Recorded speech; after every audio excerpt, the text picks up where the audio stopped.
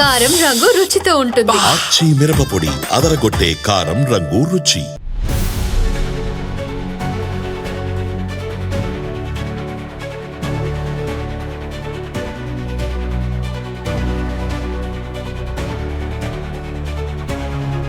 Hi peepers, welcome to అదన్ మరొకడం. నేను మీ ప్రసాద్. లిక్కర్ స్కామ్లో మాజీ మంత్రి పేరు విషయం ఏంటి అంటే, ఆంధ్రప్రదేశ్లోని లిక్కర్ స్కామ్కి సంబంధించి రోజుకు ఒక పేరు అయితే వస్తూ ఉంది. ప్రధానంగా ఇప్పటికే ఈ కేసుకు సంబంధించిన దాంట్లో ఒకరి తర్వాత ఒకరు విచారణకు హాజరవుతూ ఉన్నారు. అవాక్కయ్యే వాస్తవాలు బయట పెడుతూ ఉన్నారు. ప్రధానంగా ఇదంతా ఎప్పుడు కదిలింది అని అంటే, ఒకటి విజయసాయిరెడ్డి ఎప్పుడైతే ఆ యొక్క పార్టీకి రాజీనామా చేసేసారో, ఆ పదవికి పార్టీకి అన్నిటికీ రాజీనామా చేసి బయటకు వచ్చారో, ఆయనకు బాంబు వేశారు. ఒకటి. రెండు, విడుదల రజని ప్రెస్ మీట్ పెట్టి లావకృష్ణదేవరాయల గురించి మాట్లాడేసరికి ఆయన తీసుకెళ్ళి పార్లమెంటు వేదికగా అక్కడ మాట్లాడి ఆ తర్వాత కేంద్ర హోంశాఖ దగ్గర నివేదిక సమర్పించారు. అంతే. చిలికి గాలివానైనట్లుగా ఆంధ్రప్రదేశ్ లిక్కర్ స్కామ్లోని వ్యవహారం అంతా కూడా గుట్టు రట్టయిందన్నట్టు బయటపడింది.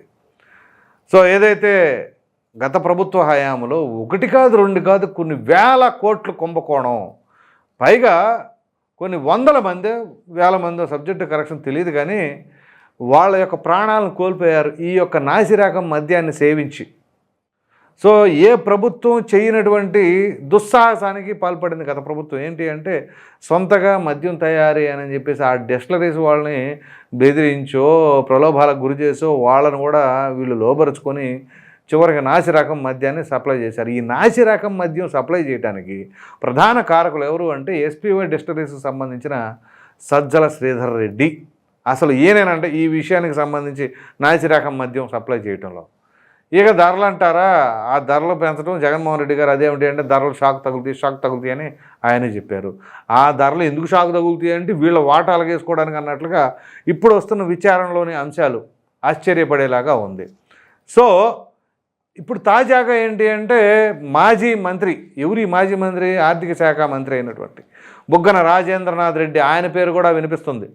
ఇంతకీ ఎవరు ఆయన పేరు చెప్పారు ఏంటి అని కనుక మనం మాట్లాడుకోవాల్సి వస్తే, ఇదే డోన్ నియోజకవర్గంలోని తెలుగుదేశం పార్టీ నాయకులు మర్రి రమణ, ఆయన సిట్టికి ఒక లేఖ రాశారు. అట్లాగే గుమ్మకొండ సర్పంచ్ దశరథ రామిరెడ్డి, సో వీరు సిట్టికి లేఖ రాశారు. బుగ్గన రాజేంద్రనాథ్ రెడ్డి ఆయన ప్రమేయం కూడా ఉంది లిక్కర్ స్కాములు అని చెప్పేసి అని. అయితే దీనికి సంబంధించి ఇప్పుడు లేఖ రాశారు. సిట్ ఏ విధంగా స్పందిస్తుంది?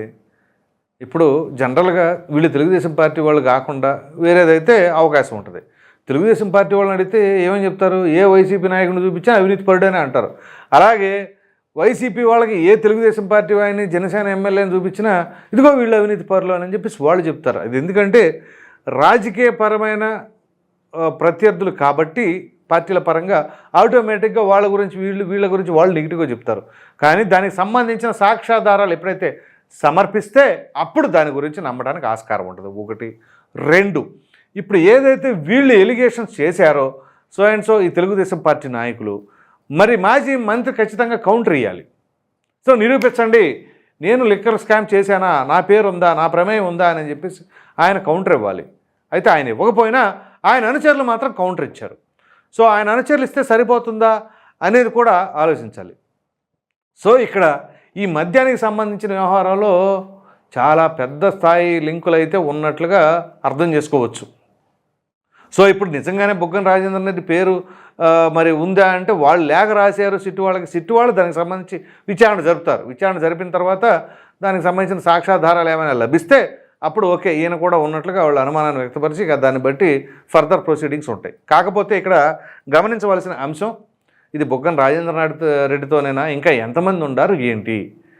అయితే స్కామ్ జరిగిన మాట మాత్రం వాస్తవమే అన్నట్లుగా ఇప్పుడు జరుగుతున్న పరిణామాలను బట్టి అర్థం చేసుకోవచ్చు. ఆఫ్కోర్స్ వాళ్ళు ఎంత మేకపోతూ గాంభీర్యం ప్రదర్శించినా అక్కడ ఏమీ జరగలేదు, అంత హొళ్ళక్కే అది ఇది అని అన్నా అది కళ్ళకు కట్టినట్లుగా తెలుస్తుంది. ఎందుకంటే ఆ మద్యం సేవించేవాళ్ళు డైరెక్ట్గా చెప్పేవాళ్ళు కదా, ఎంత మద్యం, ఎంత నాసిరకం మద్యం, 250 రూపాయలు 300 ఆ రకంగా ఉండేది.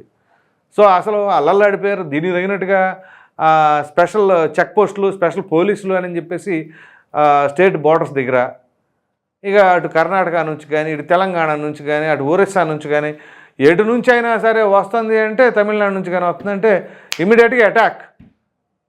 అసలు వాళ్ళు ఎందుకు తెచ్చుకోవాల్సి వస్తుందన్న ఆలోచన మాత్రం చేయట్లా. మీరు ఎట్ట తెస్తారో అని అంటారే కానీ మనం సరైన సప్లై చేయట్లేదన్న ఆలోచన. ఇప్పుడు ఇంట్లో భోజనం పెట్టుకొని హోటల్కి ఎందుకు వెళ్తాడాడు ఎవడైనా సరే? అది బాగోకపోతేనేగా. సరే మనం ఎందుకు బాగు చేయలేదని అనుకోవాలిగా. అలా అనుకోరు. వీళ్ళేం విషం ఇస్తారు, తాగితే తాగు లేకపోతే సాగు. కానీ నువ్వు మాత్రం నీ వ్యసనాన్ని ఎట్టి పరిస్థితుల్లో ఇక్కడే నువ్వు కన్నం అయిపోయినా పర్వాలా, కానీ పక్క రాష్ట్రం నుంచి ముందెత్తే మాత్రం కేసు. అది పెద్ద కేసు, మామూలు కేసు కాదు.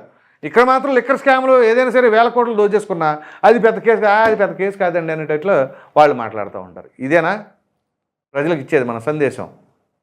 ఒక ప్రక్కన సరే వాళ్ళకి ఏదో వ్యసనం సచ్చింది, ఏదో కొంచెం రిలాక్స్ అవుదామని ఇంకోటో ఏదో సంపాదించే ఆడొక 500 సంపాదిస్తే అందులో ఒక 100 రూపాయలు దాన్ని కేటాయిద్దాం అనుకుంటే 100 కాదు నువ్వు కేటాయించాల్సింది, సగానికి సగం 250 నాకు కట్టాల్సిందే కప్పం అన్నట్టుగా వీళ్ళు ధరలను నిర్ణయించడం. సరే నిర్ణయిస్తే నిర్ణయించారు, అదన్నా సరిగ్గా చచ్చిందా అంటే అది లేదు. సో చివరికి వాళ్ళని మామూలుగా కాదు ఏపుకు తిన్నారు అన్నట్టుగా వాళ్ళు డైరెక్ట్గానే చెబుతూ ఉంటారు. సో ఆ విధమైన పరిస్థితి. తాగపోతే వాళ్ళు ఉండలేరు, తాగితే తాగినోడే ఉండలేడు. సో చివరికి దీనిపైన ల్యాబ్కి పంపించి రిపోర్ట్ కూడా తీసుకొచ్చారు పురంధేశ్వరి గారు. సో అంటే దీన్ని బట్టి ఆలోచించండి ఎంత నాసిరకం మద్యం. ఈ నాసిరకం మద్యానికి మొత్తం ప్రధాన కారకులు ఈ సజ్జల శ్రీధర్ రెడ్డి అట.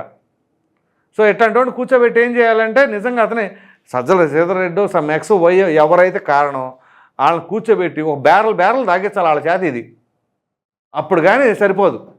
లేకపోతే ఎవరి ప్రాణాలతో చెలగాటాలాడి ఎవరి ప్రాణాలు తీద్దాం అనుకుంటున్నారు, ఎవరు కుంకుమాలు చెడిపేద్దాం అనుకుంటున్నారు ఇష్టానురీతిగా సప్లై చేసి. అసలు తాగడమే సగం దరిద్రం అనుకుంటుంటే మళ్ళీ ఈ పనికిమాలినంతా పంపించి ఇట్లాంటి పరిస్థితి తీసుకొచ్చారు రాష్ట్రాన్ని. మరలా దీనికి ఇదేంటి ఖజానా ఎవరి కోసం?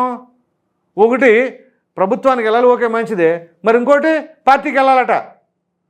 సో వాళ్ళ పార్టీని దేని మీద నిర్మించుకుంటున్నారంటే ప్రజల రక్త మాంసాలతో వాళ్ళ వీక్నెస్ని ఆ మద్యం ద్వారా అక్కడ డబ్బులు పిండి పార్టీ నిర్మించాలనుకుంటున్నారు ఏంటి అర్థం కావట్లా. ఈ విధమైన పరిస్థితి దాపురించింది ఆంధ్రప్రదేశ్కి.